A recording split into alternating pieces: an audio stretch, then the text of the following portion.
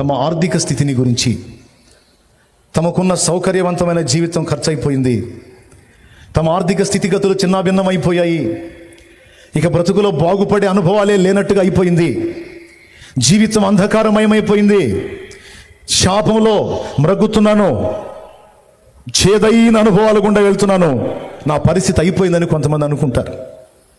ఒకప్పుడు సమృద్ధి ఉండే,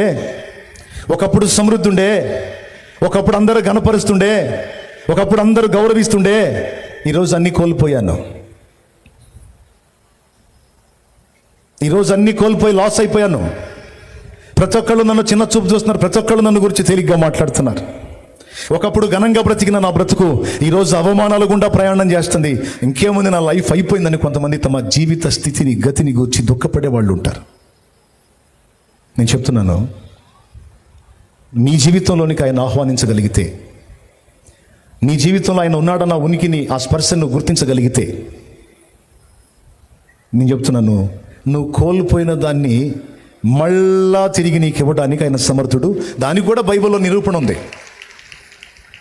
నువ్వు కోల్పోయిన సిరి సంపదల్ని, ఆ ఘనతని గొప్పని నువ్వు ఆశించకపోయినా ఆయనకి ఇష్టమైతే మళ్ళా తిరిగి బాణల్ని నింపినట్టు తిరిగి నీకు ఆ పూర్వపు వైభవానికి మించిన వైభవాన్ని ఇవ్వగలడు.